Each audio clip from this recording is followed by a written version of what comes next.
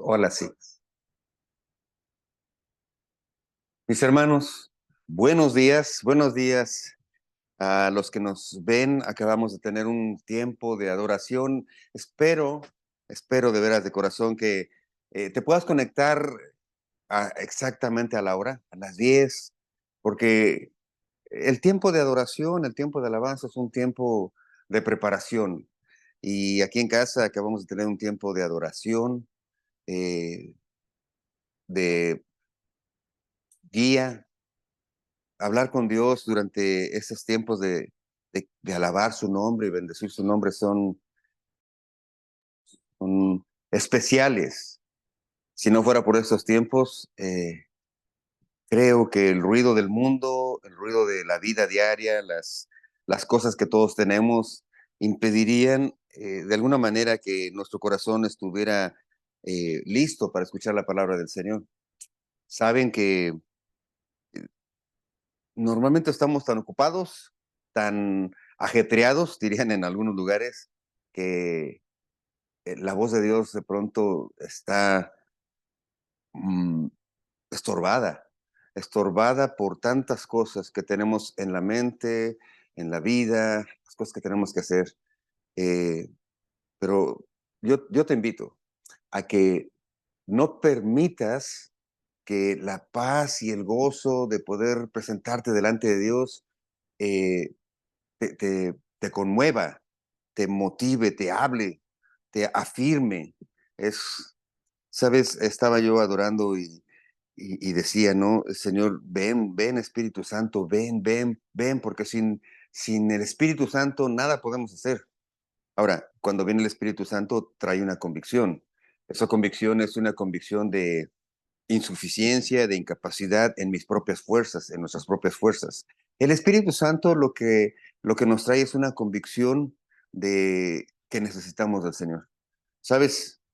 Am, me da temor, me da temor presentarme aquí el domingo. Es un temor santo, espero, y siento que es así. Es un temor de pararme indignamente y querer hablar de mi corazón y de mis pensamientos. Me da temor ser yo el que esté hablando. Acabamos de ver en el capítulo 5 del libro de los Hechos. Por cierto, vamos a estar en el capítulo 5 del libro de los Hechos. Ve preparando tu Biblia. Y acabamos de ver la semana pasada, ¿no? El primer juicio y el primer pecado y el primer juicio en la iglesia. Ese pecado de mentira, ese pecado de hipocresía, fue castigado inmediatamente. Inmediatamente, no sé si recuerdas lo que estábamos viendo, Ananías y Zafira, que dijeron, vamos a traer todo lo que ganemos de una casa que vamos a vender, pero se pusieron de acuerdo para guardar una parte y repartir la otra, o entregar la otra, y eso es mentir y es hipocresía, ¿no? Le dice Pedro, ¿no? Por qué pusiste esto en tu corazón? ¿Por qué permitiste que el diablo llenara tu corazón? Eh, y ahí hay una frase, ¿no? Nosotros como cristianos no podemos ser poseídos por un demonio, pero sí podemos ser influidos. Así es que la decisión de que esa influencia capture nuestro corazón y nuestros pensamientos es nuestra. Si bien dice la palabra que Dios no nos dejará ser más tentados más allá de lo que podamos resistir, wow, Dios me revela cada vez, ¿no? ¿Hasta dónde puedo resistir para no ser tentado, ¿no? Sería la pregunta. Dios no nos dejará ser tentados más allá de lo que podamos resistir. Resistir tiene que ver con fuerza, ¿verdad? Alguien resiste porque tiene fuerza, alguien resiste porque tiene el impulso. ¿De dónde vamos a sacar fuerzas para resistir? A la tentación. ¿En tus fuerzas, en las mías? Créeme, yo puedo, no. Tú puedes, no. No podemos contra la influencia del enemigo que quiere siempre llevarnos por otra sendera. La única forma que podemos resistir es tener fuerza. Y la única fuerza que puede y que acabó y mostró y, este, presentó al enemigo como eso, como un enemigo destruido, fue Cristo, nuestro Señor y Salvador. Entonces, ¿de dónde vamos a sacar fuerza para resistir? Bueno, del conocimiento de su palabra. Ahí está la clave. Dios no nos dejará ser tentados más allá de lo que podamos resistir. Y si no tienes fuerzas, pues vas a resistir poco. Pero si te llenas de la palabra, si continuamos estudiándola, si continuamos enseñándola, si continuamos aprendiendo y amando esta palabra y conociendo, crea que tus fuerzas, déjame decirte que tus fuerzas van a empezar a crecer. Y cuando tengas que resistir, vas a tener suficiente fuerza para resistir. Aquí lo que vemos que la hipocresía y la mentira son la debilidad más natural de un corazón que no conoce al Señor, ¿no? Mentir al Espíritu, mentirle a Dios es no entender que a Dios no lo podemos engañar. O sea, podemos engañarnos entre nosotros, pero a Dios no lo podemos engañar. Así es que la mentira nos hace actuar con hipocresía, porque para sostener una mentira, pues tienes que ponerte una máscara, ¿no? Y si tu mentira es, como en este caso, la mentira de querer aparentar benevolencia y compasión y unidad, los hizo hacer una máscara en el que trataron de aparentar que eran buenos, que eran bondadosos, que estaban dispuestos a dar todo por el Señor. El problema no, recuerda que aclaramos bien, el problema no fue que no dieron todo, porque no estaba, ese no fue el problema, que no dieron todo ni que dieron una parte. Pudieran dar lo que fuera, ese no fue el problema. No hay obligación, aquí lo que vemos en la palabra, no hay obligación de que vendieran y trajeran. Es el resultado en el corazón de aquellos que amaron al Señor de esa manera, que se desprendieron y ayudaron, pero no hay ninguna obligación. Lo que ellos hicieron fue tratar de aparentar. Entonces, este capítulo 5 del libro de los Hechos, del versículo 1 al 11, nos muestra ese pecado, mentira y hipocresía, y ese primer juicio, porque según leímos la semana pasada, cuando Ananías fue confrontado por Pedro, y no confrontado, simplemente le preguntó, ¿es cierto que vendieron esto? Inspirado por el Espíritu Santo, sabemos que Pedro estaba actuando bajo el poder y la guía del Espíritu Santo. Una pregunta, ¿hiciste esto? Sí, sí, vendimos por eso y lo que trajimos fue todo lo que conseguimos. Y le dice, ¿no? ¿Por qué tientas? ¿Por qué quieres mentirle al Espíritu Santo? Y mentirle al Espíritu Santo, pues es un pecado grave. Así es que, ¿por qué mueren inmediatamente ahí? ¿Por qué el juicio de Dios es que mueran inmediatamente? Bueno, porque está empezando la iglesia. Estamos leyendo el libro de los Hechos, que es el libro histórico donde vemos muchos registros de lo que sucedió realmente en esta iglesia que nació inmediatamente después de la crucifixión de nuestro Señor Jesús. Había apóstoles, había seguidores, había los que estaban de acuerdo, pero iglesia, es decir, un cuerpo, un grupo de personas unidos por el amor, unidos por el Espíritu Santo, confiados y afianzados y aterrizados y anclados en el mensaje de nuestro Señor Jesucristo, en el nombre de nuestro Señor Jesucristo, es aquí empieza esta unión. Y bueno, pues empezaban a acercarse algunos, ¿no? Unos querían acercarse y otros querían ser parte de sin estar comprometidos. Así es que lo que vemos aquí es un juicio inmediato porque Dios quiere mostrar que su iglesia debe ser pura. La pureza de su iglesia que vamos a ver en este libro y en estos primeros versículos o capítulos, vemos que la pureza de la iglesia era el reflejo de la presencia del Espíritu Santo. Y la pureza de la iglesia, una iglesia pura, tiene poder del Espíritu Santo, hay milagros, hay sanidades, hay de todo. Entonces, lo que estamos viendo aquí en los primeros capítulos del libro de los Hechos son datos históricos que no necesariamente son ordenanzas, no es decir que en cada servicio debe haber milagros, como en el caso de que cada vez que Pedro se ponía a hablar, se convertían primero 3,000 y luego 5,000 y hombres y mujeres venían al conocimiento. No, no es la norma, no es que así debe ser, es un dato histórico de lo que sucede cuando el que predica, cuando la gente que se reúne ama, respeta y entiende el Espíritu Santo. Así es que, dicha esta introducción, vamos a estar en el capítulo 5 y vamos a leer desde el versículo 12 hasta el 42.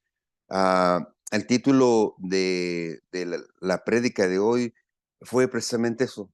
Comienza la depuración o la purificación de la iglesia. A ver, ¿cómo comienzo si todavía no había? Bueno, pues que todo tiene que haber un principio, ¿verdad? Ya se estaban reuniendo, surge un pecado y comienza la depuración, la purificación de la iglesia. Los que van a estar dentro de la iglesia debemos entender que a Dios no lo podemos engañar. Como oraba yo al principio, durante la alabanza, les abro mi corazón. A veces me siento incapaz, me siento sucio, ¿no? Y no porque estoy en pecado grave, sino porque como todos de repente tenemos reacciones, tenemos molestias durante la semana, no actuamos guiados por el Espíritu Santo, se nos sale el yo y actuamos mal, ¿no? Entonces estaba yo escuchando las alabanzas y orando y dije, eh, ¿a quién quiero engañar, no? O sea, si yo me quiero parar aquí delante de ustedes y hablar de mi sabiduría, de mi conocimiento, de mis experiencias, ¡wow!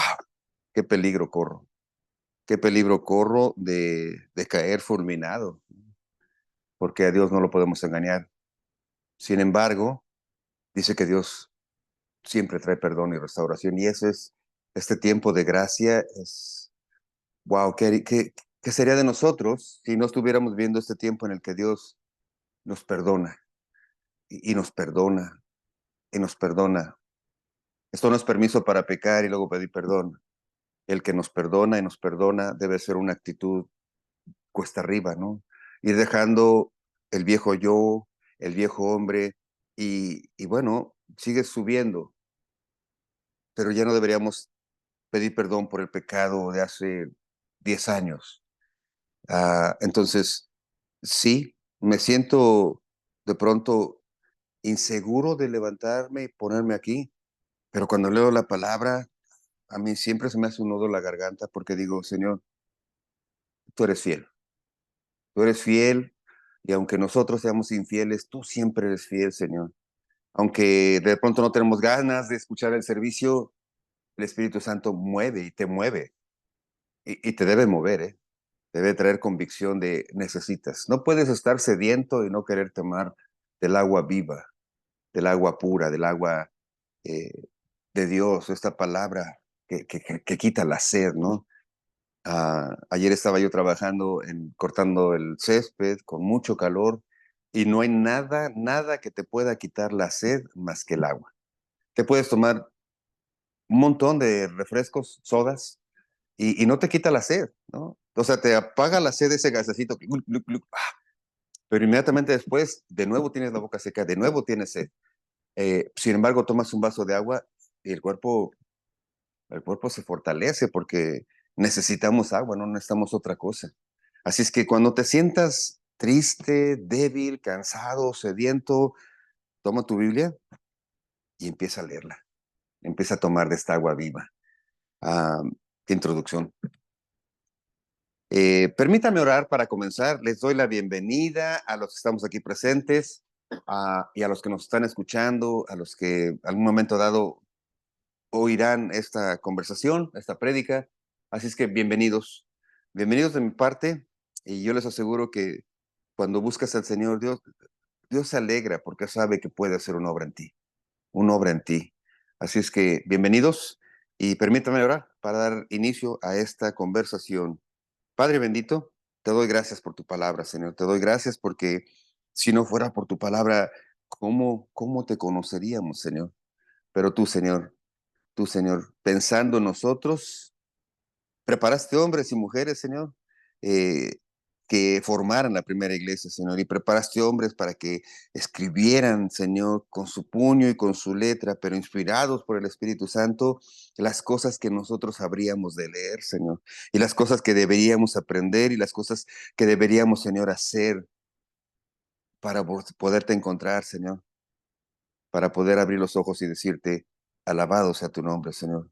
Bendito tú que reinas por los siglos de los siglos.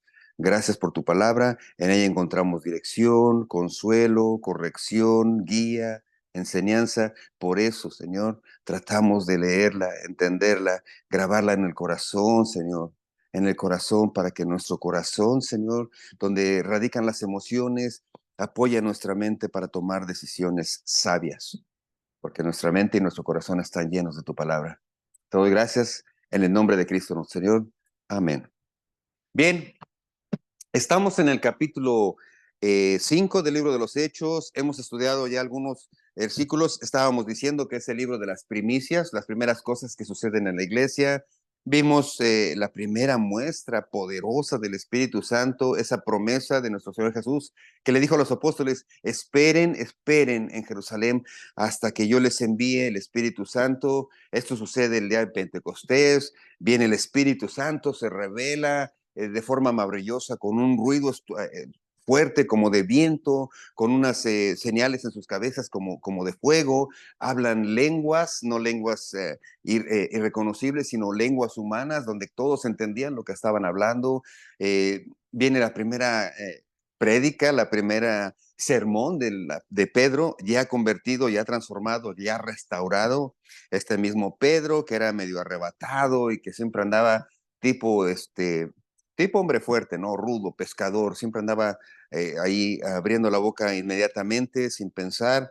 Nega a nuestro Señor Jesús, ya lo vimos, pero luego viene nuestro Señor Jesús cuando resucita, habla con él y lo restaura. Bueno, este Pedro, que ahora no solo lo que vivió por 3 años con nuestro Señor Jesús, sino el verlo resucitado y el verlo restaurado, el oír sus palabras de que era amado por Dios, lo levanta como un hombre con gran poder, ¿no? Ahora, no un poder en él, sino un poder porque estaba lleno del Espíritu Santo. Así es que cuando habla, lo único que habla no es sabiduría, sino dice que predicaba en el nombre de Jesucristo, predicaba acerca de la resurrección y de la vida eterna, y 3,000 hombres se convertían, entre ellos mujeres, jóvenes, y después vemos el primer milagro poderoso, ¿no? Un hombre de 40 años, un hombre que por 40 años había estado paralítico, es sanado, nadie puede negarlo porque todos lo conocían, siempre tirado en el pórtico, ahí de la Hermosa, haciendo contraste, porque la Hermosa era el lugar por donde entraban los adinerados, los que tenían riquezas, entraban con sus joyas a dar su dinero, bien arreglados, mientras que a un lado había un hombre tirado en el piso que no podía moverse pidiendo limosna. Entonces todos lo conocían, 40 años, y de pronto lo ven saltando y brincando junto a los apóstoles dentro del templo.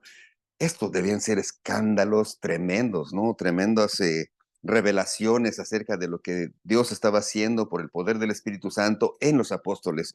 Y entonces vemos el primer milagro, también vemos la primera arremetida del sistema religioso, donde cuando ve en peligro los intereses humanos que han entrado dentro del sistema religioso, este sistema religioso que se convierte en una forma de manipular, en una forma de manejar al hombre por el hombre mismo, donde dicen qué es lo que tienen que hacer, porque si no Dios los castiga, qué es lo que tienen que hacer, porque si no Dios los castiga, y esas cosas que le permitían a un sistema religioso dominar a un pueblo que no leía la palabra y que solo escuchaba lo que les decían, y por eso eran dominados, porque como no leían y nada más escuchaban lo que les decía, pues obedecían porque habían temor de lo desconocido, y Dios para ellos era desconocido.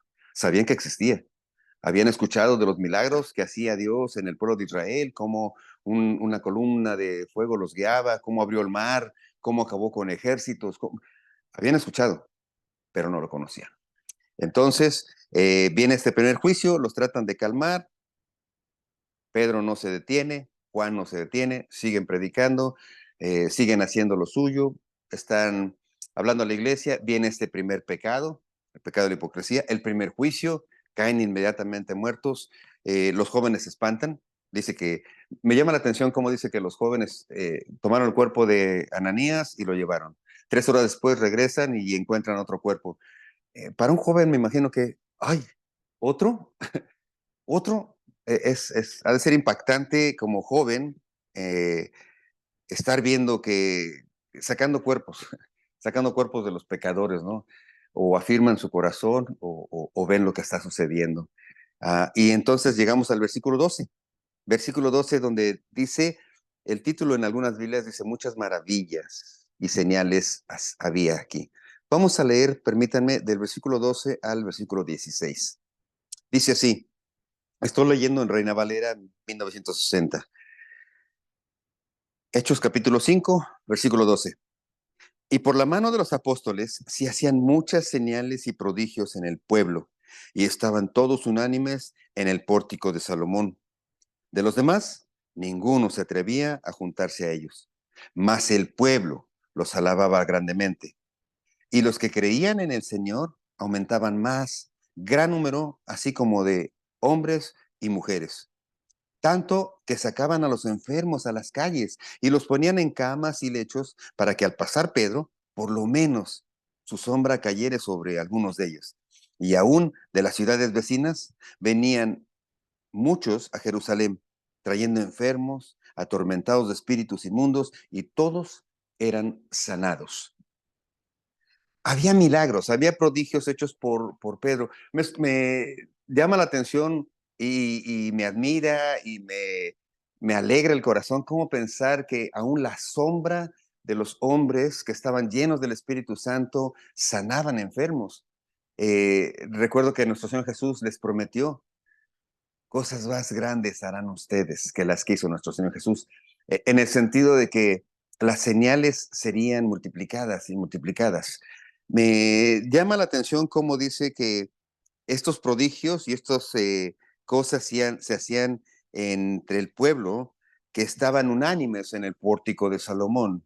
Unánimes quiere decir que iban en un mismo sentido a escuchar, unánimes en pensamiento, sabían a lo que iban.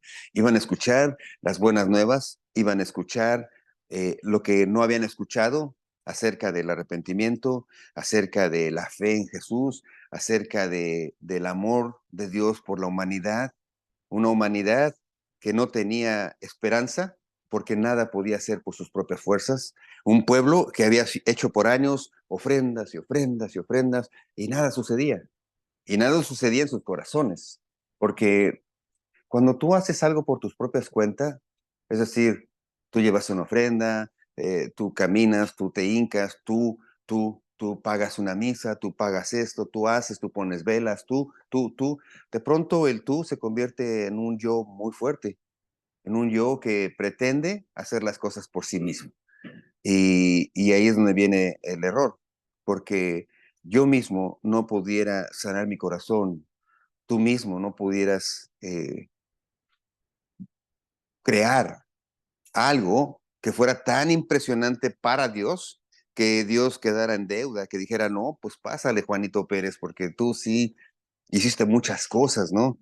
Eh, Era imposible, porque ¿qué puedes hacer?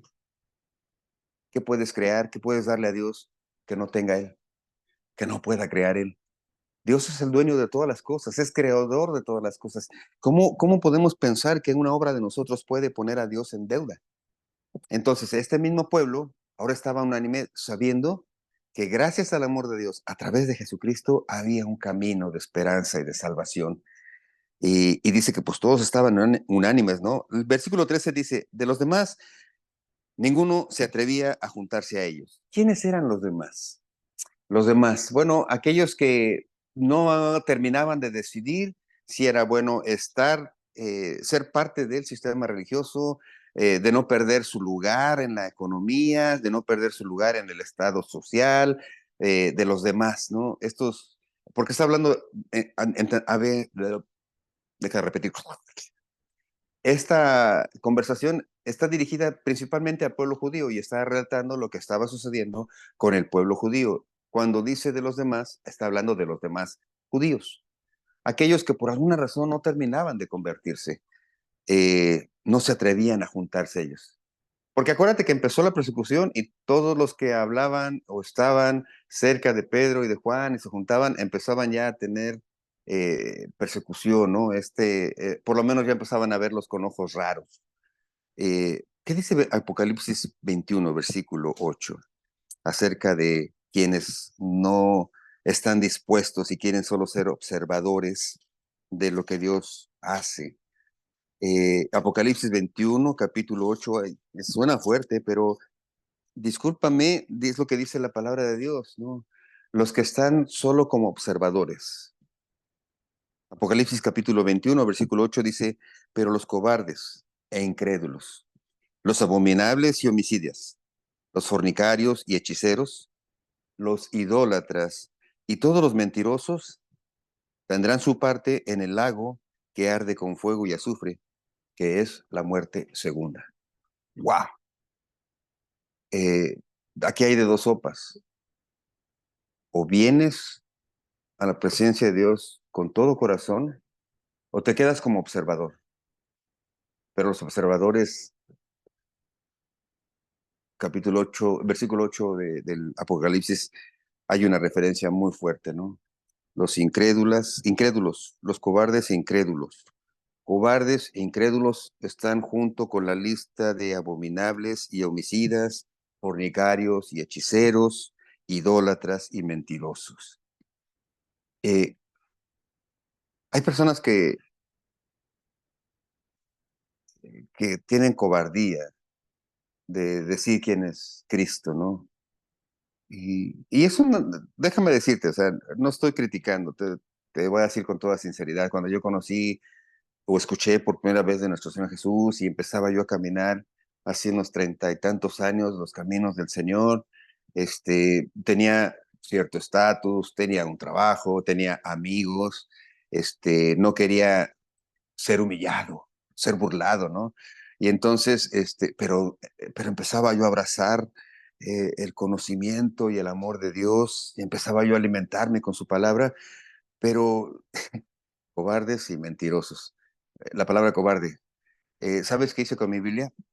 La forré con hojas blancas para que no se viera como libro negro, porque el que trae hago un cristiano.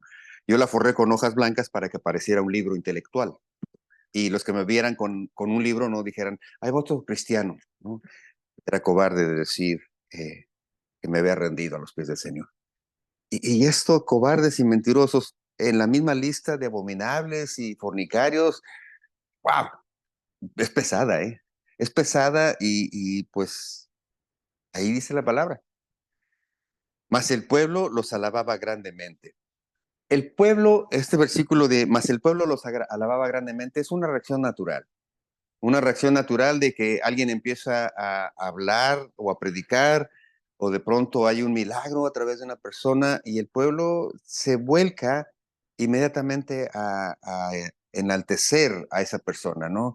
Qué bien predica, qué bien habla, qué bien esto, qué, wow, viste lo que hizo. Es natural porque es algo que está visible, es algo que estamos viendo tocar, podemos conocer a la persona. este, Somos tentados a actuar por lo que vemos y por lo que oímos. Es una respuesta natural del pueblo. Lo innatural, o lo que debe tener mucho cuidado un predicador o un maestro o alguien que de pronto es usado por el Espíritu Santo, es a saber inmediatamente que lo que hace no lo hace por sus propias fuerzas, sino a través del Espíritu. Y gracias por el amor de mis hermanos que oran y me llaman pastor. Gracias por eso, pero créeme, estoy muy consciente de que si no fuera por el Espíritu Santo sería un cero a la izquierda. Y yo espero que eso no se me quite, nunca.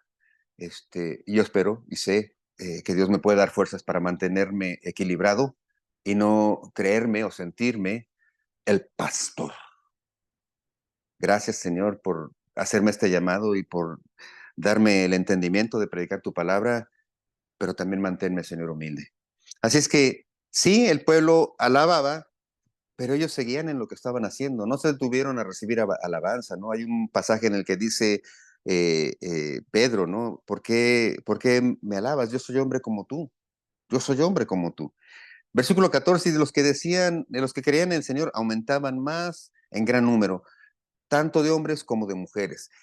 Aquí es la primera vez, es la primicia, es la primera vez que se cuenta o se menciona también a las mujeres. ¿Te acuerdas las otras grandes conversiones? 3,000 hombres, 5,000 hombres. Aquí ahora dice hombres y mujeres. El restablecimiento, el equilibrio que Jesús nuestro Señor trajo cuando dijo, delante de Dios ya no hay judío, ya no hay libre, ya no hay esclavo, ya no hay gentil, no hay hombre, no hay mujer, delante de Él todos somos iguales. Allí comenzó la apertura mental de saber que todos somos hijos de Dios, todos somos especiales para Él. Ahora, cuando estamos funcionando, en el libro de Efesios vemos que hay, aunque somos iguales delante de Dios, Dios nos utiliza de diferentes maneras. Así es que somos iguales, pero con uh, diferentes actividades, diferentes privilegios, diferentes tareas que Dios pone. Por eso hay pastores, hay maestros, hay diáconos, por eso hay toda una estructura que vemos ahí en el libro de los Efesios. Efesios. Somos iguales, pero con diferentes propósitos. Qué Dios tan hermoso que trae equilibrio. Y cuando entendemos esto, ya no hay lucha de poderes en la iglesia. Ya no hay lucha de yo quiero ser. Si Dios te llama como pastor, si Dios te llama como predicador, si Dios te llama como maestro, si Dios te llama como adorador, Dios te llama. Nunca trates de sentarte en el lugar de la mesa. Decía este pasaje también que contó nuestro Señor Jesús. No te sientes en el lugar de la mesa privilegiado. No será, no vaya a ser que el dueño de la casa te diga, te puedes quitar porque esta estaba reservada para otra persona. Y entonces serías avergonzado. Tú tranquilo. Dios te dará el lugar y el espacio que Él ha preparado para ti. Solo séle fiel, solo séle fiel. Así es que venían todas estas tipos de sanidades, campañas de sanidad. Actualmente y hace algunos años, por ejemplo, ahí por los 1800 comenzó este avivamiento aquí en Estados Unidos y había de pronto campañas de sanidad. En California se daba mucho. Esas campañas de que vengan a recibir tu milagro y ven porque va a haber milagros, ¿no? Las campañas de sanidad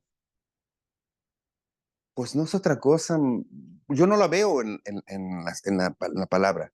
O sea, los apóstoles, nuestro Señor Jesús, los apóstoles y los demás que vemos aquí no hacían campañas de evangelización, no hacían campañas de sanidad, no hacían campañas de educación. Lo que hacían era predicar la palabra con poder y autoridad, y lo que predicaban era precisamente el nombre de nuestro Señor Jesucristo. Así es que esta fama por la que otras ciudades incluso venían, lo que nos indica históricamente no es un proceso, no es que así debemos hacer, no es que debemos hacer campañas. Estamos leyendo un libro histórico que nos va sumando las cosas para tener una perspectiva. Como había tanto ruido por lo que estaban haciendo y venían, pues las autoridades religiosas actuaron. Vamos a leer versículo 17. Dice, entonces, levantándose el sumo sacerdote y todos los que estaban con él, esto es, la secta de los saduceos, se llenaron de celos y echaron mano a los apóstoles y los pusieron en la cárcel pública. Mas un ángel del Señor, abriendo de noche las puertas de la cárcel, sacándolos, les dijo, id y puestos en pie en el templo, anuncien al pueblo todas las palabras de esta vida. ¿Cuál vida? La vida eterna. Versículo 21. Habiendo oído esto, entraron de mañana en el templo y enseñaban. Entre tanto, así como en las novelas, cambian de escena y entre tanto, vinieron el sumo sacerdote y los que estaban con él, y convocaron al concilio y a todos los ancianos de los hijos de Israel, y enviaron a la cárcel para que fuesen traídos. Pero cuando llegaron los alguaciles, no los hallaron en la cárcel, entonces volvieron a dar aviso diciendo, por cierto, o sea, la palabra aquí, por cierto, o sea, venimos a dar una mala noticia, pero por cierto, todo estaba en orden, ¿eh? La cárcel hemos hallado cerrada, con toda seguridad, y los guardias afuera de pie, ante las puertas. Mas cuando abrimos, no había nadie allí adentro, Señor.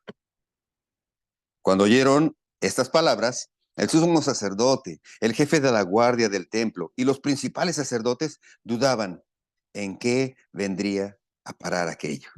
Como diciendo, ¿y ahora qué va a pasar? Porque o ya se fueron o dónde están.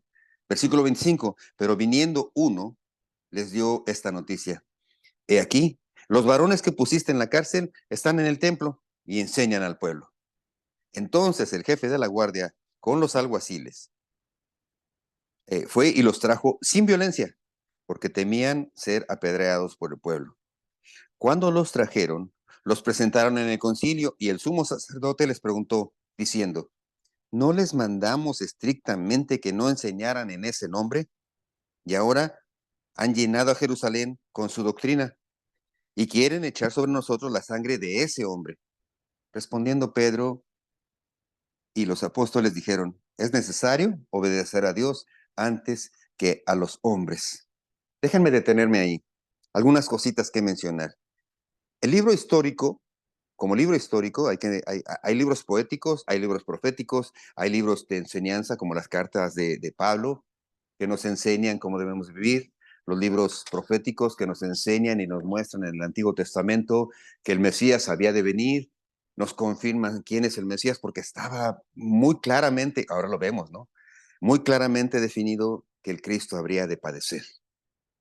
Los libros poéticos nos hablan un poco de esta forma de pensar de aquel que queriendo hacer sus cosas por sus propias fuerzas, entiende y reconoce que todo está en el Señor, ¿no? El libro de Eclesiastés es un libro de mucha enseñanza, escrito por el hombre más sabio que ha pisado la tierra, el rey Salomón. Y este libro Eclesiastés, cuando lo lees, parece un libro uh, que está deprimido el que lo escribe, pero no. Deprimente, gracias. Es un libro que está escrito por alguien que intentó todo y no encontró nada, que buscó todo y no encontró nada, que tuvo de todo y nunca le satisfació.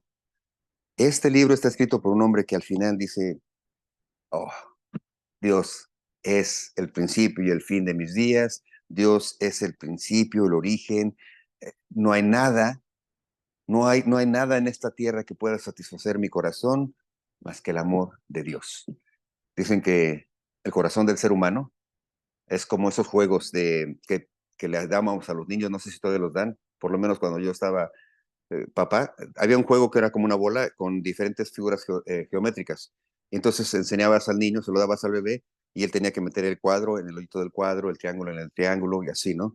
Y él intentaba meter el triángulo en el cuadro y pues no se podía, el círculo en el cuadro y no se podía. Parece que así es nuestro corazón. Tratamos de meter riquezas o pasión o fama, o así como, y le queremos dar una forma para llenar el corazón y dejarlo satisfecho, pero nada puede acoplarse correctamente. Lo metemos, pero como que no entre. A veces hasta le estamos pegando como los niños, le pegan para ver si meten la figura. Eh, ¿Y sabes por qué no se puede llenar ese hueco? Porque tu corazón y mi corazón tienen un espacio diseñado únicamente para nuestro Señor Jesús. Él es el único que puede llenar completamente el vacío del corazón humano. Así es que cuando vienes al conocimiento de Dios y Él llena tu corazón con su Espíritu Santo, no queda espacio, queda exactamente esa figura y tu corazón es lleno. Y entonces empiezas a ver y a vivir la plenitud de saberte en paz con Dios. Yo no canso de decir que la paz de Dios y la paz en Dios es lo que transforma tu corazón, porque la paz quiere decir, ya no tengo deudas. La paz es ya no tengo nada que ocultar. La paz, tú me conoces totalmente, Señor.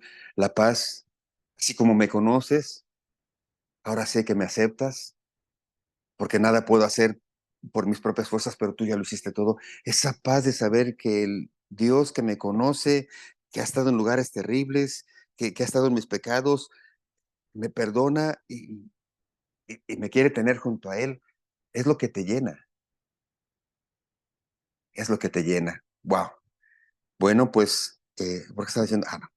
Entonces, estos hombres aquí están enojados, enojados porque se sigue hablando, se sigue predicando algo que ya les habían dicho en los capítulos anteriores, que no predicaran, ¿no? Ahora, ¿por qué se enojan el principal sacerdote y sus compañeros, amigos íntimos, los saduceos?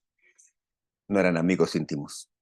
Déjame decirte que entre fariseos y saduceos había una lucha constante. Los saduceos era este grupo de judíos ricos que controlaban, por así decir, el gobierno entre el pueblo de Israel, los judíos, y el imperio romano. De alguna forma eran los que se relacionaban eran los que se beneficiaban de andar quedando bien con los romanos y controlando al pueblo. Entonces, de hecho, ellos no pensaban y no creían en la resurrección, ¿te acuerdas? Ellos pensaban que eran ricos porque según su mente, según su filosofía, Dios recompensa en esta tierra al bueno. ¿Cómo lo recompensa? Con riquezas. De tal manera que ellos eran ricos porque eran buenos. Ya, nada más. Entonces, estos buenos ricos estaban siempre en contra de los fariseos, porque los fariseos eran los maestros de la ley y enseñaban al pueblo la verdad, o enseñaban la palabra de Dios. Pero ellos controlaban al pueblo porque el pueblo escuchaba a los fariseos de tal manera que si los fariseos decían que eso estaba bien, lo hacían, que eso estaba mal, lo hacían. Entonces, mientras que los fariseos tenían al pueblo, los saduceos tenían al gobierno. Y entonces siempre estaban como enemigos. Pero en este momento se ponen de acuerdo porque los dos intereses están en riesgo. El interés de que el pueblo se está convirtiendo y el interés de que pudiera levantarse una rebelión, que viniera el pueblo, el imperio romano a aplacar y hacerlos a un lado, diciéndoles, no pueden controlar al pueblo, háganse a un lado porque voy a entrar. Esa era la lucha, era una lucha de poder, una lucha económica. Y básicamente por esa razón estaban en contra de esta prédica. La prédica era de amor, la prédica era de perdón, la prédica, la palabra de Dios, el evangelio eran las buenas nuevas, eran ya no tienes que hacer obras porque la salvación no es por obras sino por fe. Era un mensaje de amor, era un mensaje de unidad, era un mensaje que traía beneficio a todos. ¿Te acuerdas lo que leímos en el capítulo 4? Los que tenían vendían las cosas y los traían a los necesitados. Era algo que beneficiaba al pueblo, era algo que bendecía al pueblo. Pero el celo es que los están haciendo a un lado y les están quitando la fuente de su ingreso, la fuente de su poder. La persecución en la iglesia empieza por eso, porque primero se revela la mentira, queda clara la hipocresía y pierde poder aquel que está tratando de abusar del pueblo, ¿no? Así es que cuando se predica la palabra en una iglesia de manera pura, el más beneficiado es cada persona. El bendecido es cada persona. El restaurado es cada familia, porque aprende a vivir de manera diferente, agradando a Dios, dice aquí, ¿no? No sirviendo a los hombres, sino a Dios.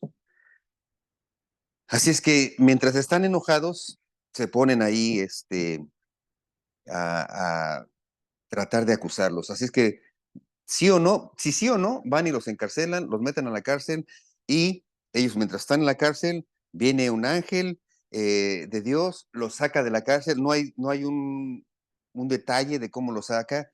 En otro momento, más adelante vamos a ver cómo Pablo, cuando también está en la cárcel, dice que viene un ángel y como con un ruido abre las rejas y el carcelero se da cuenta y luego le da temor, ¿no? ¿Qué voy a hacer si te dejo escapar? Porque había una pena, ¿eh? El que era carcelero si se le escapaba un reo, era pena de muerte, a ese grado. Y no solo al carcelero, sino a toda la guardia. Así era como el Imperio Romano mantenía el control, una ley y una estrategia de temor, ¿no? Entonces, si a un carcelero se le escapaba un reo, él y toda la guardia les daban, o sea, colgaban los tenis. Eh, entonces, están en la cárcel, no nos da detalles cómo lo saca el espíritu, o el ángel, perdón, lo saca de la cárcel, pero este mensaje, el versículo 20 me llama mucho la atención. Dice el 19, más un ángel del Señor, abriendo de noche las puertas de la cárcel y sacándolos de ahí, les dijo, vayan y puestos en pie en el templo, anuncien al pueblo todas las palabras de esta vida. Dice, vayan y puestos en pie, es decir, firmes, no se escondan, puestos en pie. No hay nada de qué avergonzarse, no hay nada de qué temer, puestos en pie. ¿Sabes quién restaura tus piernas, tus pies cuando has caído? El perdón del Señor.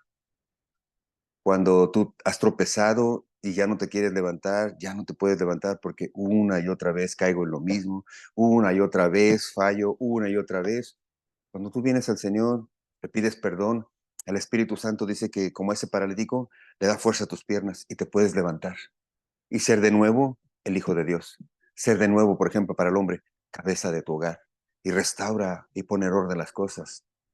Eh, Porque cuando un hombre ha fallado en su hogar, ha dejado de ser el esposo o el padre que debe ser, por alguna razón, por algún vicio, por alguna distracción, pero viene a los caminos del Señor y pide perdón, Dios lo restaura, porque es necesario que vuelva a ocupar el lugar que Dios le ha asignado y sea de nuevo el hombre como cabeza de su hogar, el hombre que su única responsabilidad, de acuerdo a la palabra de Dios, es ser guía espiritual, es decir, llevar a su familia a los pies de Dios, ser protector, cuidar de ellos y ser proveedor. Son las tres características que yo veo en el libro de los Efesios: guía espiritual, protector y proveedor. Eso es lo que Dios quiere. Si tú eres un hombre que crees que has fallado, déjame decirte que si estás lejos de Dios, sí has fallado. Pero déjame decirte que si eres un hombre que ha entendido que solo en Dios puede encontrar restauración y perdón, y estás arrepentido de tus errores, no importa lo que haya sucedido. Si tú vienes al Señor de corazón, Dios va a restablecer tu familia, a restaurarte como el hombre de tu casa. Y, y Dios trae ese orden. Esposas que has tenido que tomar el lugar que el hombre dejó, eh, cuando tú también dejas de tomar control y empiezas a depender de Dios totalmente, Dios hace la obra en tu marido buscando al Señor. La combinación no es que si tú haces, Él tiene que hacer, la combinación es que tú buscas del Señor, porque para bien o para mal, Él, mujer, Él, o sea, Dios, a ti te hablo mujer, Dios te va a cuidar y te va a dar honra. Y si ese hombre no es para ti, Dios te va a dar fortaleza. Y si ese hombre no quiere arrepentirse, Dios te va a dar seguridad. Y tú vas a poder cuidar tu hogar. Así es que mamás solteras no son solteras. Dios está con ustedes siempre. Tenla cuidado, tenla seguridad. No busques transformar a un hombre necio. Busca al Señor. Tú busca al Señor. Busca, ama a Dios. Y Él va a traer orden. Dice, puestos de pie, puestos de pie. No importa dónde estuviste, ponte de pie. Ponte de pie, busca a Dios, predica de su amor, habla de lo que Dios ha hecho en tu vida. No te rindas. Puestos de pie, vayan y prediquen esas palabras de esta vida. ¿Cuál vida? La vida eterna, la vida nueva, la vida de restauración que solo se puede encontrar en Cristo Jesús. Porque ese es el mensaje del Evangelio. El Evangelio son las buenas noticias de una vida nueva aquí y de una vida eterna en el cielo. Esas son los mensajes. Vienen, no los encuentran y mientras eso está sucediendo en la cárcel y ellos van y empiezan a predicar de nuevo, cambia la escena y entre tanto están pensando los sacerdotes que pueden, ¿cómo le hacemos? ¿Cómo los castigamos? ¿Qué les cobramos? ¿De qué los acusamos? Etcétera, etcétera. Están planeando, vayan, tráigalos. ¿Y qué crees? Que el alguacil va y ya no hay nadie. Y regresa, por eso el versículo 23 diciendo, por cierto, esta palabra, por cierto, es así como, o sea, por cierto, no es que fallaron, o sea, ya entramos, ellos están afuera, la guardia está completa, la cárcel está cerrada, abrimos la puerta y ya no hay nadie. O sea, no es culpa de ellos, algo pasó. Y dice que los sacerdotes y los saduceos se pusieron a pensar, ¿en qué va a parar todo esto? O sea, ¿a dónde vamos? ¿A dónde vamos a parar? Decía una canción de ese profeta, ¿cómo se llama? Marco Antonio Solís. ¿A dónde vamos a parar? Dice, con esto, ¿no? ¿Qué vamos a hacer? O sea, nos está saliendo de las manos. Ellos estaban acostumbrados a tener poder y autoridad. Estaban tan acostumbrados a tener poder y autoridad que cuando una persona venía con su animalito al templo, eh, que había él traído desde su pueblo, de donde estaba, o de su país, o de donde venía. Traía su animalito, como decía la ley, un animalito limpio, sin mancha, no tullido, no el peor, sino el animalito eh, perfecto, una paloma, un cordero, un sacrificio. Venían con su animalito, ya lo habían hasta lavado y limpiado para que se viera bonito. Llegaban y los fariseos tenían tanto poder que le podían decir, no, ese no sirve. ¿Por qué? Pues nomás porque no sirve. Y decían, pero ¿y ahora qué hago? O sea, ya vine desde caminando 3 días y me dices que no sirve, no me puedo regresar y traer otro animalito. Entonces los fariseos decían, bueno, pues no sirve, pero ¿qué crees? Aquí tenemos unos animalitos que ya están aprobados, que ya están bendecidos, tienes que comprar uno de esos. Entonces agarraba a su animalito y decía, bueno, pues ¿qué hago? Bueno, ay, déjalo. Y lo ponía ahí, ¿no? Ponía su animalito ahí, iba y quería comprar este. Y le decía, quiero comprar este, ¿qué monedas traes? Pues traigo yen japonés. No, aquí no aceptamos. ¿Y ahora qué hago? Oh, ve ahí con los cambistas. Ellos te cambian la moneda por la moneda que nosotros aceptamos. ¿Y qué crees? En ese ir y venir, en ese cambio te doy, ya cómo está el dólar, ya cómo está el peso, ya cómo está el yen y todo eso, pues siempre había mochada, ¿no? Mochada decimos en México cuando hay, o sea, le toca una parte a uno y otro, ¿no? Entonces, ¿quiénes ganaban? Pues el sistema religioso. Los fariseos tenían su comercio, los fariseos tenían su sistema de cambio y tenían su sistema de reciclaje. Así es, porque déjame te cuento que este animalito que dejaba la persona lo reciclaban y lo ponían acá, de los buenos. Eso fue lo que le molestó a nuestro Señor Jesús. La única vez que, o las dos veces que vemos a nuestro Señor Jesús enfurecido, es cuando él da el templo y ve estas cosas.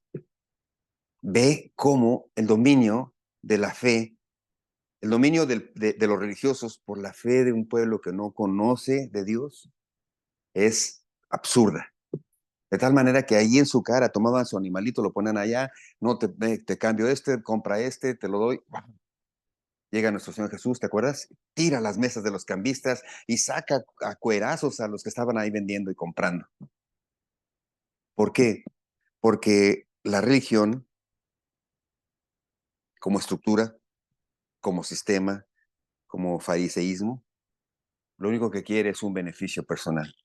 Un beneficio donde los templos están llenos de cosas lujosas, llenos de oro, llenos de esto, llenos de otro, con muchas riquezas y afuera hombres y mujeres pidiendo limosna.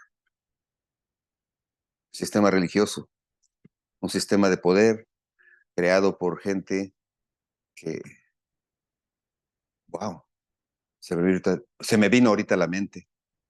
Gente hipócrita que aparenta ser lo que no es. Eh, y eso se da en todos lugares, ¿eh? Actualmente también, incluso en iglesias cristianas, donde un pastor puede aparentar santidad, pero hipócritamente solo busca lucir o solo busca incrementar o aparecer. Tal vez por eso no habrá sanidad. Ahora, el problema es que un pastor sea hipócrita y estoy pensando en mí también, ¿eh? Y no haya cambio. Qué qué dolor para un pueblo que se deja llevar por la hipocresía, por la apariencia. Actualmente en las iglesias, yo voy a criticar de nuevo, no. Actualmente en las iglesias hay mucho de eso. Se habla muy poco del arrepentimiento, porque no queremos perder adeptos, no se quiere perder por población. Así es que mejor entretenemos y damos como una uh, pintadita de que todo está bien y nos convertimos en hipócritas, ¿no? La semana somos lo que somos y el domingo somos hermanos de la vela cansada, de la iglesia. ¡Wow! Dice que cuando trajeron, versículo 27, los trajeron a los, o sea, les dijeron, no están, pero llega uno de chismoso, nunca falta el chismoso. ¿Qué creen? Están en el templo. No, no sé si era chismoso, pero fue y les dijo, no están en la cárcel, no se han escapado, están en el templo y están, ¿qué creen? Predicando lo que les dijeron que no predicaran, están enseñando al pueblo. O sea, fíjate la palabra, están enseñando al pueblo. Versículo 27, pero viniendo uno les dijo esta noticia, he aquí, los varones que ustedes pusieron en la cárcel están en el templo y enseñan al pueblo. Ese era el problema. El problema es que estaban enseñando al pueblo las verdades de Dios. Estaban enseñando al pueblo lo que Dios quería que nosotros supiéramos y conociéramos, porque la verdad nos hará libres. La palabra de Dios tiene poder para romper esquemas en tu mente, para romper prejuicios, para romper esas cosas que te atan a... No, ahora, yo me burlaba antes del Señor y ahora cómo voy a venir a la iglesia. El poder de la palabra de Dios, el poder y el amor de Cristo puede romper esas vergüenzas y empezar a venir a Dios, empezar a venir a Cristo y traer, como ahora, puedo decirte, yo amo a Dios y ya no oculto mi Biblia. Yo amo a Dios y puedo decir en cualquier lugar, soy cristiano. A veces, a veces me avergüenzo yo mismo por mis acciones porque pierdo el control y alguien dice, ¿cómo es pastor y no tiene dominio propio? Wow. Cuando no muestro los frutos del Espíritu Santo, me doy cuenta que estoy debilitándome, que estoy dejando de buscar a mi Señor. Así es que lo mejor que puedes hacer es permanecer en su palabra, porque esta te va a dar fortaleza, te va a dar seguridad. Cuando los trajeron, versículo 27, los presentaron en el concilio y el sumo sacerdote les pregunta, oye, pues no les dijimos que no estén hablando de ese nombre. Porque con esas enseñanzas ahora están ustedes culpando y haciéndonos ver como que nosotros matamos a ese hombre, porque dice el versículo, están echando la sangre de ese hombre sobre nosotros. Me llama la atención que ellos no dicen, están enseñando el nombre de Jesucristo, están diciendo que matamos a Jesucristo. Ellos le llaman el nombre o el hombre, el desprecio a la santidad de nuestro Señor Jesús, porque yo creo que si hubieran dicho Jesucristo, si hubieran pronunciado la palabra Jesucristo, hubieran caído fulminados, convertidos o fulminados por un rayo, porque en el nombre de mi Señor Jesucristo hay poder y hay transformación. No es lo mismo declarar que yo amo a Dios que declarar que reconozco al Señor Jesucristo como el Hijo de Dios. Ahí está la gran diferencia. No solo basta con hablar de Dios, porque a Dios dice que los diablos, incluso los demonios conocen de Dios y tiemblan. Pero el nombre de nuestro Señor Jesucristo tiene poder. ¿Sabes por qué? Porque el nombre de nuestro Señor Jesucristo representa el camino, la verdad y la vida. Representa el esfuerzo de Dios, el intento de Dios, el amor de Dios por acercarse a ti y a mí. El nombre de nuestro Señor Jesucristo representa la esperanza única que el hombre tiene. Ellos no querían mencionar ese nombre porque iba en contra de todo lo que ellos enseñaban. Ellos enseñaban que si tú hacías algo, que si tú comprabas algo, que si tú les trabas algo, ellos podían hacer algo por ti. Me suena mucho a un sistema religioso actual. Ya no se trata de misas, ni de ofrendas, ni de dones. Se trata del nombre de nuestro Señor Jesucristo. Les dijeron, no les dijimos que no hablaran de ese nombre, de ese hombre, y que no nos echen la culpa de la sangre. Pues si ellos lo crucificaron, ¿cómo que? Respondiendo Pedro les dijo, es necesario obedecer a Dios antes que a los hombres. Dios les había dicho a través del ángel, vayan y pónganse de pie y prediquen todas estas cosas. ¿A quién van a obedecer? Es necesario obedecer a Dios antes que a los hombres. Si bien vamos a leer adelante que Pablo y Jesús mismo nos dijo que respetemos a las autoridades, están puestas por Dios. Sí, respetemos a las autoridades siempre y cuando no nos indiquen o no nos obliguen a hacer algo que va en contra de lo que la palabra de Dios dice.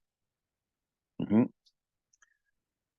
Respetamos a las autoridades, pero no sigamos algo que va en contra de lo que Dios dice. Eh,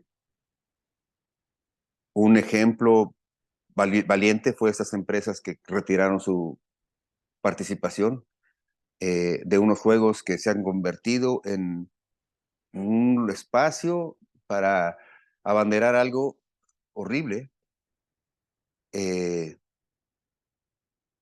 y pretenden los gobiernos que sigas viendo un canal, que sigas viendo una competencia. Digo, entiendo que los deportistas se prepararon mucho y que este es un gran evento para un deportista. Entiendo todo eso. Pero El gobierno y las autoridades quieren implantar e imponer sobre algo honroso, que es una competencia, valores que van en contra de la palabra del Señor. Entonces, es necesario obedecer a Dios antes que a los hombres. Dejar de ver todas esas actividades, dejar de participar, es obedecer a Dios antes que a los hombres. Obedecer a Dios antes que los hombres. ¡Wow! El Dios de nuestros padres levantó a Jesús, a quien ustedes matándole le entregaron en un madero, dice el versículo 30. Ustedes lo entregaron, ustedes lo mataron. No se hagan. Versículo 30. Voy a leer. El Dios de nuestros padres levantó a Jesús, a quien ustedes, matándole, lo colgaron en un madero. A este, Dios ha exaltado con su diestra por príncipe y salvador, para dar a Israel arrepentimiento y perdón de pecados. Y nosotros somos testigos suyos de estas cosas, y también el Espíritu Santo, el cual ha dado Dios a los que le obedecen. Uy, tres cositas aquí que quiero que subrayes en estos dos versículos. En estos dos versículos, versículo 31 y versículo 32, hay dos tesoros, dos perlas. Dice que Dios, perdón, ha exaltado con su diestra. Su diestra significa poder, por príncipe y salvador, para dar, aquí viene el secreto, para dar a Israel arrepentimiento y perdón de pecados. Arrepentimiento y perdón de pecados van juntos. No hay forma de conocer a un Dios amoroso, no hay forma de ser claro delante de un Dios poderoso si no hay arrepentimiento. Arrepentimiento quiere decir reconozco que estoy haciendo mal, reconozco que he ido en contra de ti, Señor, reconozco que lo que yo hacía, lo que yo pensaba, lo que va en contra de ti, me arrepiento, ya no quiero seguir igual, perdóname. Esa fórmula, arrepentimiento y perdón, es la base de este tiempo de gracia. La época de gracia comenzó cuando nuestro Señor Jesús vino, porque vino para salvar, no para condenar, porque de tal manera amó Dios al mundo que ha dado a su Hijo unigénito, para que todo aquel que en él crea no se pierda, mas tenga vida eterna. Pero llegará un momento, en la segunda venida de nuestro Señor Jesucristo, en el que ya no hay oportunidad de arrepentirse y recibir perdón, porque el arrepentimiento se hace en vida y es personal. El arrepentimiento se hace en vida y es personal y es consciente. Y el perdón viene como consecuencia de ese arrepentimiento genuino. Entonces, han pasado miles de años, 2000 años, y está cerca la venida de nuestro Señor Jesús. ¿Qué quiere decir? Que podemos esperar 2000 años para que justo antes de que venga se arrepientan. Déjame decirte que la venida de nuestro Señor Jesús se da cada vez que alguien cierra sus ojos y expira su último aliento, porque el arrepentimiento se da en vida y el perdón se recibe en vida. Y si alguien muere sin arrepentirse, sin reconocer a Cristo como su Señor y Salvador, leímos en el capítulo 21 de Apocalipsis, versículo 8, hay un solo lugar, un lugar de fuego. Así es que por eso debemos predicar el Evangelio a diestra y siniestra, porque las personas que no conocen a Cristo deben conocerlo en vida, deben conocerlo en este momento conscientemente, deben entender sus pecados, deben entender que a Dios no le agradan esas cosas de colores y deben arrepentirse para poder recibir perdón. Porque el perdón es gratuito al que se arrepiente. La salvación es por fe. No hay cosa que puedas hacer para ganar tu salvación. Lo único que puedes hacer es arrepentirte para recibir perdón y el perdón te da salvación. Pero para recibir perdón necesitas arrepentirte. Para arrepentirte necesitas reconocer que lo que haces no está bien a los ojos de Dios.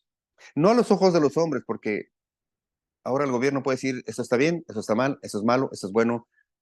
Es necesario obedecer a Dios antes que a los hombres. Y segunda perla, el versículo 32 dice, y nosotros somos testigos suyos de estas cosas. ¿Cuál? Del arrepentimiento que produce perdón. Y también el Espíritu Santo, el cual es dado, el cual ha dado Dios a los que le obedecen. El Espíritu Santo no es una fuerza mágica que se puede comprar, ni se puede trasladar, ni se puede pasar por imposición de manos. El Espíritu Santo es dado por Dios a los que le obedecen. A los que le obedecen. Obedecer a Dios es amplio y es personal. ¿En dónde no estás obedeciendo a Dios? Ahora, si no sabes en dónde, porque no conoces de Dios, déjame decirte que te apresures a conocer de Dios. Porque hay una parte en la Biblia donde dice que incluso los que no conocen a Dios, Dios ha depositado algo en el corazón que les revela lo que está bien o está mal.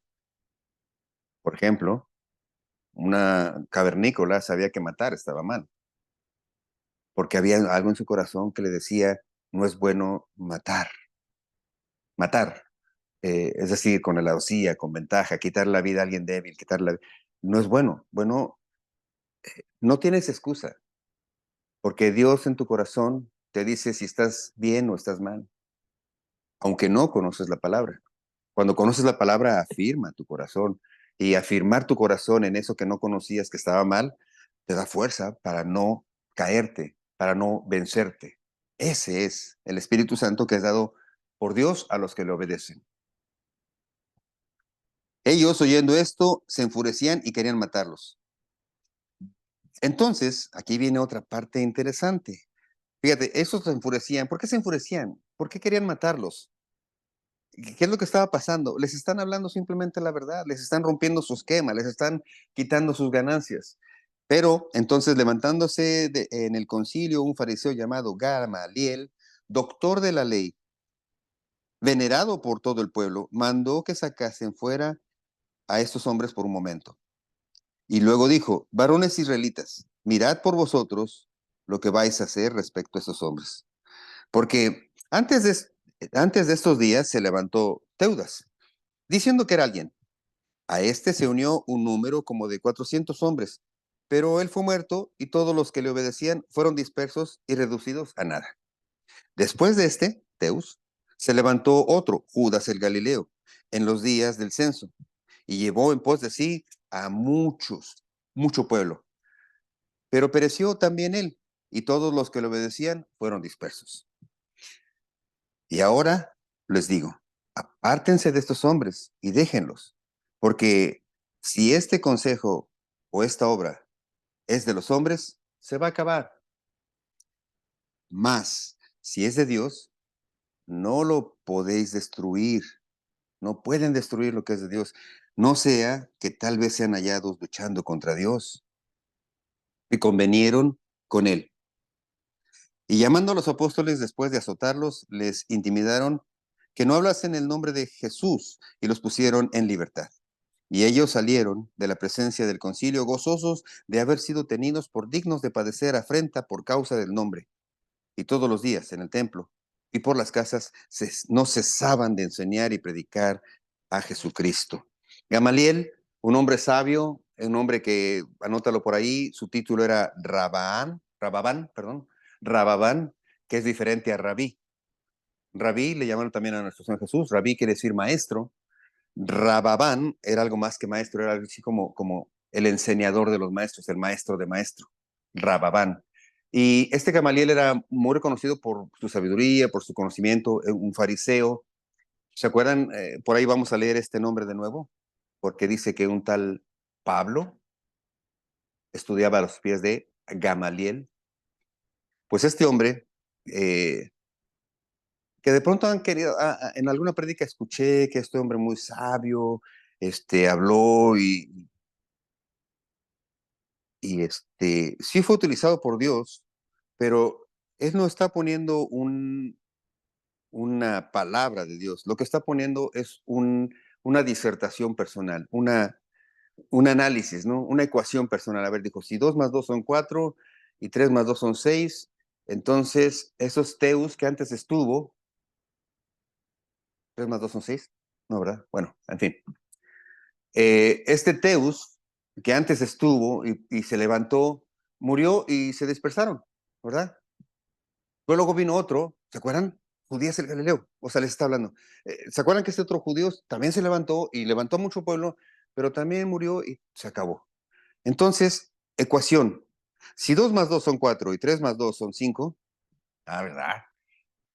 Si esto que estamos viendo ahorita es igual, o sea, es de los hombres, es un movimiento ahí de Pedro, Juan y los que están ahí, se va a acabar. O sea, no nos preocupemos. Nuestra economía, nuestro templo está seguro. O sea, dejemos, no nos metemos en broncas. Oh, pero si es de Dios, ¿qué tal? ¿Qué tal si 2 más 2 son más? ¿Qué tal si esta ecuación nos sale mal? ¿Qué tal si es de Dios? No vaya a ser que nos encontremos peleando con Dios. Había reconocimiento y temor de Dios, de este Dios que abrió el mar, pero no hubo un conocimiento o un temor o un reconocimiento de que Jesucristo era el Hijo de Dios. Porque, de hecho, minimizó esa prédica, minimizó el mensaje. Dijo, si están hablando de un tal Jesús, pues, y si es de Dios, va a funcionar. O sea, si al Dios, porque era fariseo, si al Dios que yo amo o que sirvo trajo esto, pues va a funcionar. Pero si no, se va a acabar. Era muy claro que este Jesús era el Hijo de Dios. Pero en su disertación, en su definición, dijo, no sé si Jesús es sí o no, Hijo de Dios. Yo por lo pronto, como este señor Herodes, me lavo las manos, ¿no? No fue Herodes el que se lavó las manos, me dicen. Fue Poncio Pilatos. Pero mi pregunta, ¿qué Herodes no se lavaba las manos? Ah, ¿verdad? Ok. Entonces, él se lava las manos y dice, déjenlos. Es sabio, bueno, actuó con esa destreza humana, ¿no? Esa destreza humana que de pronto a una persona que se cree muy inteligente o que la vanidad de su conocimiento ha llegado, eh, no reconoce a Cristo como Señor y Salvador, pero reconoce que Dios es grande, que Dios es poderoso, que el creador el problema sigue siendo el mismo. Dios ha existido por siempre y desde siempre. Pero la única forma en que tú y yo podamos acercarnos a Él es a través de su Hijo. No a través de filosofías, no a través de pensamientos humanos, sino a través de su Hijo.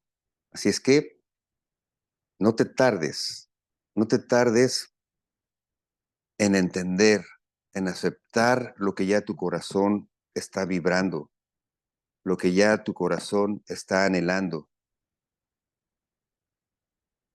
buscar y amar a Jesucristo. Es- Me llama la atención como dice el versículo 40. Ok, se pusieron de acuerdo con él. Y llamando a los apóstoles, dijeron de nuevo, después de que los azotaron, o sea, limpios no se iban a ir, limpios no se van. Por lo menos le dieron unos latigazos. Y después quisieron imponer su autoridad, una autoridad que delante de Dios no vale nada, porque Dios es más grande y más poderoso que lo que el hombre quiere hacer al hombre por callar su boca. Cuando Dios está en tu corazón, cuando tú estás firme con nuestro Señor Jesús, no hay nada que pueda venir contra ti. Dice que más grande es el que está en nosotros que el que está en el mundo. Cuando tú estás convencido del poder, de la resurrección de nuestro Señor Jesucristo, cuando estás convencido de que es el Hijo de Dios, tú te puedes parar firme en cualquier lugar.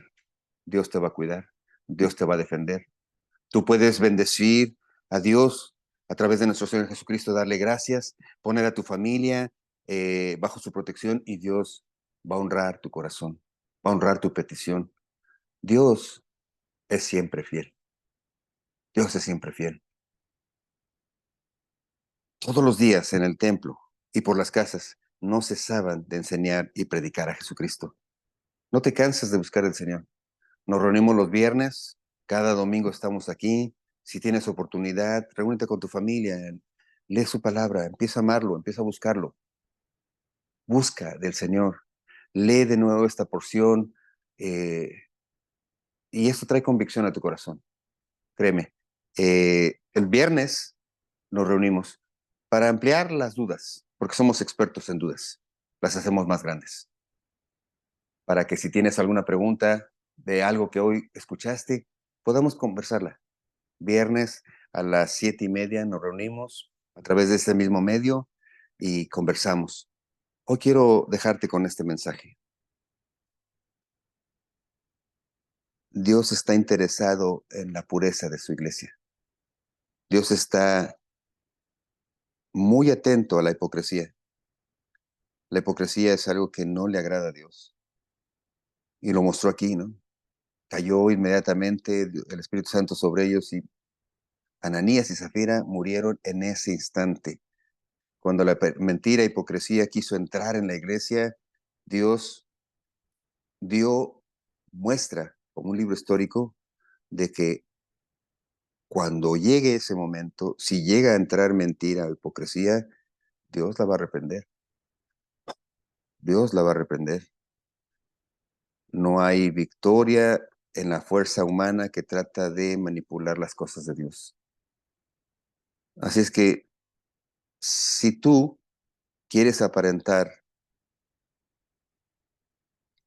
que amas a Dios, nos podremos engañar entre nosotros. Yo primero. Si quiero aparentarte que somos santito, nos podemos engañar, pero a Dios no lo puedes engañar. Con Dios tienes que ser lo más honesto que puedas. Cuidado con morir en pecado. Tienes que decirle, Señor, me arrepiento, Señor.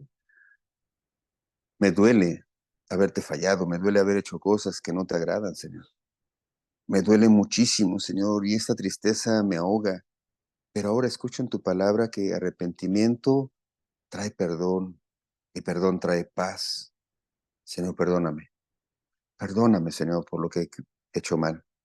Perdóname, Señor, por mi constante pecado. Perdóname, Dios mío.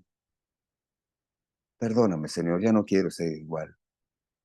Reconozco que tú, Señor, me amaste tanto que tu Hijo, Señor, murió en la cruz por mí, murió por ti, por cada mujer, por cada hombre que está aquí. Tú estás escrito en sus manos, en esos clavos. Por Él, por eso murió Dios, Jesús, para darte vida eterna. Yo te entrego mi vida, Señor. Te entrego mi corazón, te entrego mi alma. Señor Jesús, sé tú mi Señor. Lléname con tu Espíritu Santo. Quiero, quiero sentir la paz, Padre bendito, que solo puede hallar un corazón que se siente perdonado, porque ha tenido un arrepentimiento genuino. Señor, mira mi corazón, me arrepiento. Perdóname. En el nombre de Cristo, mi Señor. Amén. Mis hermanos, muchas gracias.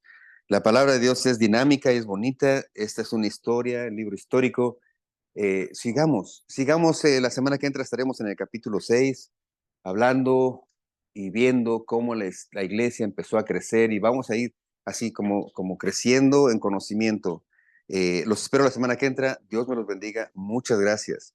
Dios bendiga a cada uno de ustedes y a sus familias. Dios bendiga a cada hogar representado en esta comunión. Nos vemos la semana que entra. Dios los bendiga.